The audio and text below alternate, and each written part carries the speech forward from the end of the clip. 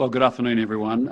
Yesterday, against the backdrop of a hot summery day at Sydney's Bondi beach, where the Jewish community had gathered to celebrate Hanukkah and hundreds of local beachgoers mingled with the usual mix of tourists, terror was unleashed. This appears to have been an act of anti-Semitism in all its ugliness and cruelty, and I join every world leader in utterly condemning the perpetrators and those who encouraged, supported or fostered them. Australia and New Zealand are closer than friends. We are family, and when something like this happens to our family, we feel it all deeply. Our thoughts are first and foremost with those who lost loved ones and those who were injured. As we know, many of the victims were at Bondi to participate in Hanukkah celebrations with their Jewish community. Hanukkah should be a time of peace and joy, not of pain and grief. I am thinking of Jewish communities everywhere who are grieving and having to process yet another act of senseless violence targeted at them. We stand in solidarity with the people of the Jewish faith in Australia, New Zealand and all around the world. Terrorism and hate have no place in our societies. Violence of any kind is unacceptable, whether it is targeted at people of Jewish or any other faith. We all need to call out intolerance when we see it. There is room in this world for everyone to live side by side at peace. At this stage, we have no indication that any New Zealanders have been injured in the attack. I reached out to Prime Minister Anthony Albanese last night to tell him that New Zealanders' thoughts are with all Australians and to offer our support, and he was thankful for that. We stand ready to work with the Australian authorities should they need our help. I've also spoken with Jewish community leadership in New Zealand to reaffirm our abhorrence for anti-Semitism and to reiterate the government's commitment to ensuring the safety and inclusion of Jewish people in our country. Police have also been working with our Jewish communities, and there will be an increased police presence around the country, including additional patrols at significant sites of Jewish worship around New Zealand. The current terrorism threat level for New Zealand remains the same, which is that a terrorist attack is a realistic possibility. The threat level is continually assessed, as you know, and can change at any time. I know that many people will be feeling understandably shaken and concerned by what's happened, so let's all continue to look after each other, especially our Australian and our Jewish friends at this time. If I can change gears, just quickly looking ahead to the rest of this week. Tomorrow, the half-year economic and fiscal update will be released, and on Thursday, the latest GDP figures will be out. Obviously, I won't be speculating or commenting on either of those in any detail today. As we close out the year, however, can I just say a big thank you to my ministers, the MPs and coalition partners for all of their work this year. We all recognise that a strong, stable government allows us to achieve the things that New Zealanders voted for, and that's what we're delivering. And I also want to thank each and every one of you in the press gallery as well. Our government has pushed through a lot of legislation and some pretty chunky reforms at great pace this year, and you've kept up with us the whole way through, challenging us and also keeping the public informed. So can I say thank you and have a Merry Christmas to each and every one of you as well. I do have quite limited time today, and I need to leave here by 3 at the latest, so I'll take a few questions before we have to go. Are you planning to meet with members of the Jewish community? Sorry? Are you planning to meet with members of the Jewish community here, Prime Minister? Yes, I will be meeting with members of the Jewish community shortly. Yep. Place. Sorry? When will that be taking place? I'm not going to go into details. It's a private meeting, but I really want to express my solidarity with the Jewish people, and I want to be able to do that privately. There's a memorial service in Australia. Is it likely that you would attend that? Yes, look, obviously, you know, if and also on timings, but yes, that's something I would definitely consider. What do you make of Benjamin Netanyahu's comments to Anthony Albanese, seeming to suggest that Australia could have prevented this attack? Look, I'm not going to comment on Australian domestic politics. The important thing I think today is actually for us to be expressing tremendous solidarity for the Jewish people. I spoke to Jewish leadership this morning, and again, as you can well understand, the community feels it keenly, as do we all. And I think today is not the day for commenting on those politics. Prime Minister, based on the advice you've received since this attack, how concerned are you that something like this could be repeated in New Zealand, or do you think it's something more indigenous to, I guess, the domestic politics of Australia? Look, I just want to acknowledge that each society, each country, frankly, has quite a different set of dynamics and threats within it. What's important is actually that we're responding to the threats that we see, and I feel that we are. You know, I have met, you know, if you think about it, we are doing three things really. The first is, making sure that police are getting their arms around the Jewish community and even offering them more support and more patrolling and whatever else they need to be reassured. The second thing, as you know, is that we were asked in February earlier this year about supporting, and it's been a thing since 2019, making sure that we actually give support for stronger hardening and protecting of key places of worship across the country. And then thirdly, we've actually ensured that we have some very constructive dialogues with the Jewish community directly and the council directly, but also from government level, but also in interfaith groups as well. So, we're doing everything we can. I just want to reassure the Jewish people here in New Zealand, and I want them to feel safe. And so, frankly, that's partly why I want to meet with them in a bigger group today. You used to live in Sydney. I mean, just personally, what was it like seeing something like that happen on Bondi Beach, which is sort of the most carefree, all-comers environment you can imagine? Yeah, I mean, I know many of you have lived in Sydney as well, and I lived there for 5 years, and you're shocked and appalled to think that something like that could happen in a place where is where so much fun typically takes place. And I have to be honest, as I watched those images late last night, and into the early hours of this morning, it's really sickening. And your thoughts immediately go to the families of loved ones who lost someone yesterday. You think about the people that are fighting for their lives in hospital right now. There were incredible stories, again, of first responders, but also incredible stories of just people in the local community coming down onto the beach and helping where they could and can. And again, that's why I say to the Jewish community in Australia, but also in New Zealand, all around the world, we stand with you, because this is a moment where I want to express maximum solidarity. About the need to call out intolerance when you see it. Have you seen that sort of intolerance here in New Zealand recently? No, it's just consistent with my messaging, as you know, since I've become Prime Minister, which is I think all of us have a responsibility to watch our rhetoric, to think about who we're associating with and what messages we may be consciously or unconsciously sending, and that's all I mean by that. The New Zealand Jewish Council has reported a rise in anti-Semitic behaviour since October the 7th. Do you think the Jewish community in New Zealand is less safe or safer than it was before October the 7th? We're doing everything we can to make sure they feel supported, and that's what's really important to me. And the fact that we can actually have a dialogue where they can express what's happening in their community and how they're feeling about it. It's essentially what happened earlier in the year. That's what led to Mark Mitchell and myself deciding to extend more funds available and extending funding to them so that they can actually harden up more of security around their places of worship. Again, I want them to feel safe in this country, as I want to see. This is a country that has, is now a significant multicultural country, and we want to be able to be a place where, irrespective of your faith and your religion, you can practice that in peace and live alongside others who have different faiths as well. And so, for me, it's important that we're doing everything we can to make sure that they feel safe. Is the threat against the Jewish community more elevated than it was on October the 7th? I think there have been increasing levels of anti-Semitism that they have experienced, but the fact that we can talk about that and the fact that we can put plans in place to make sure that they feel reassured, that they have security and the support that they need is important.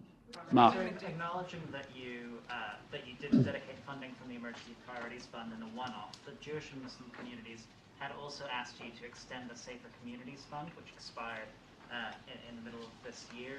Is that something that you could commit to doing now? Yeah, as to which fund it came out of, it's more important they get the money and the funding to be able to make sure they harden up their environments, which they've been able to do. And again, very open to continuing that. That's not the main event here. I mean, the money is available, and we'll make it available. Frankly, I think the distinction was, it's a one-off bespoke process with the Emerging Priorities Fund. The Safer Communities Fund could be an ongoing stream of funding. Yeah, look, as to which fund it comes out of, I'm less hung up on it. It was just a question of what criteria was met and out of which funds it goes in and out of. But it's more important for me that they can feel like they did in February, that they can express a desire for having more funding continued, and it's been well deployed and well used. And if it makes them all feel safer, that's really what it's about. So you're open to providing more if that's absolutely, yeah. We're still learning details about the shooting, but from what we can see, it doesn't look like it was a military-style automatic type firearm. Given the death toll, the scale of injuries, is it reassuring in a domestic sense that your government didn't live liberalise access to MSSAs? Well, reflecting on gun violence in our two countries? Again, that'll be a subject for the Australian investigation as to which firearms were used or not used. But from our point of view, with respect to our firearms reforms, we've been very clear from day one, which is that we want to enhance public safety, not diminish it, and that's what we've been doing, and that's what we're doing with the Arms Act rewrite, which is, as you know, a 40-year-old piece of legislation that does need updating. But that's been very much the lens by which we've talked about it through, and that's why you haven't seen any change to military-style rifles, for example. Yeah, that rationale being the why National pushed back against ACT's request to allow competitive shooters to have MSSAs. You weren't comfortable with that, you saw that as a public safety issue. I think I was very clear with all of you from day one that actually, we'll do a review of the register, but the register is continuing, and we'll make sure that actually there is public safety is enhanced, and therefore that means that military-style rifles there's no change. Have you been advised of any incidents of concern since the attack yesterday that have happened here? No. How long do you expect the increased police presence outside places of worship, etc., to exist for? It'll go for as long as they wish. I mean, essentially, there's already been a level of protection actually over the last year as well. So there were a number of events that were celebrating day one of Hanukkah yesterday.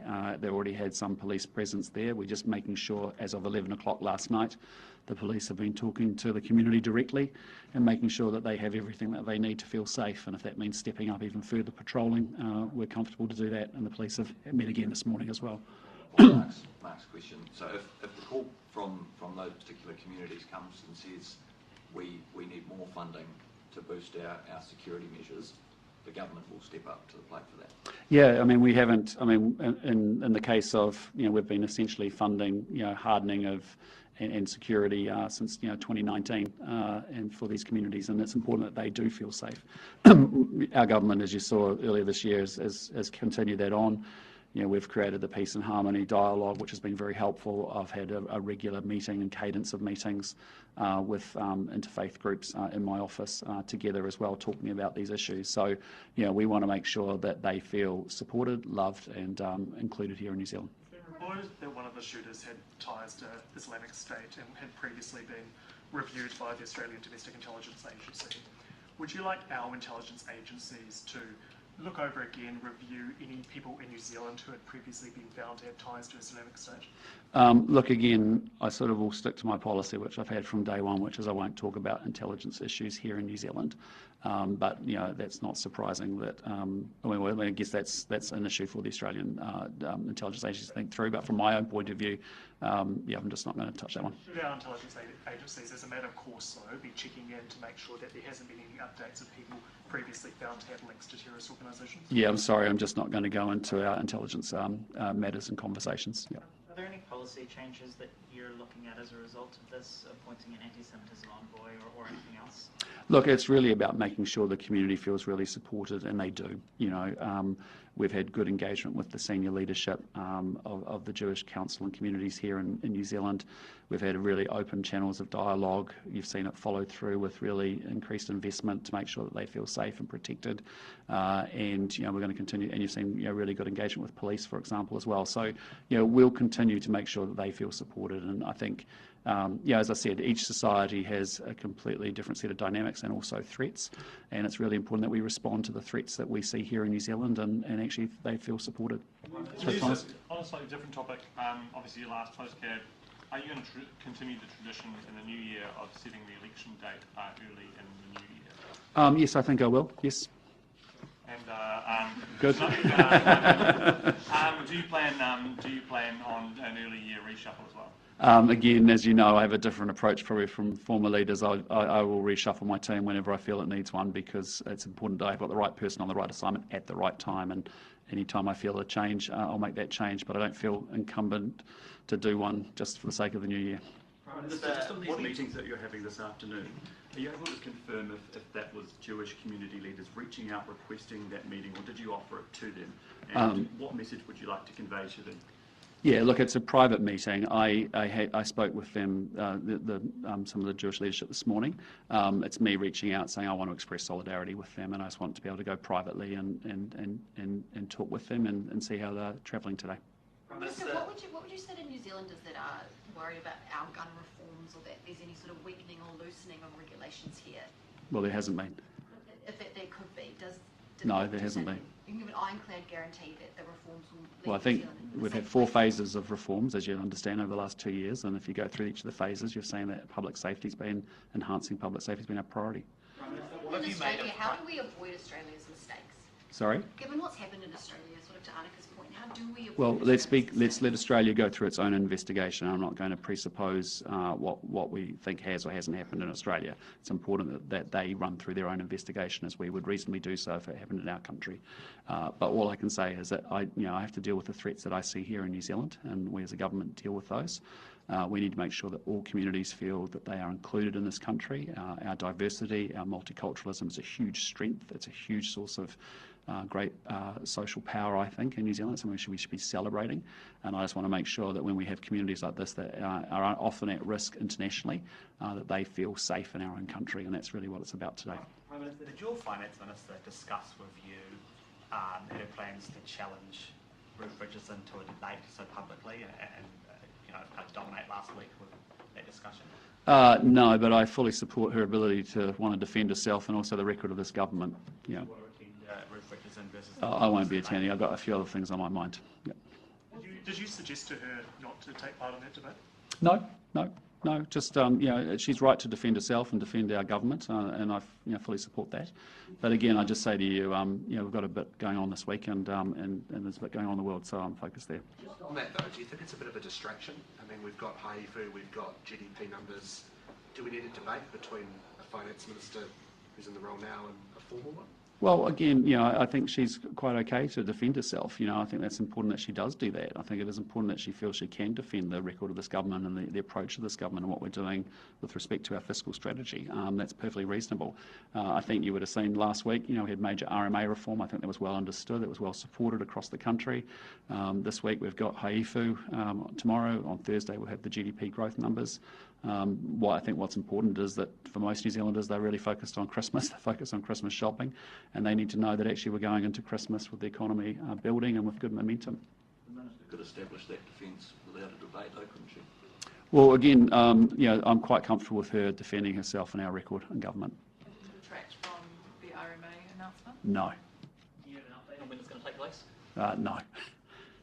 Who would you like to see moderate it? Guys, I don't really care, and I think that's the end of this press conference. Thank you very much. I'll carry on to 3 o'clock. What do you make of the high frequency indicators going into Christmas? Sorry? What do you make of the high frequency economic indicators going into Christmas? Is this going to be the most kind of growthy Christmas you've seen as Prime Minister? Well, I mean, we've been working an economic plan from day one, as we said. It's pretty serious what we inherited in terms of the mess around spending, debt and tax.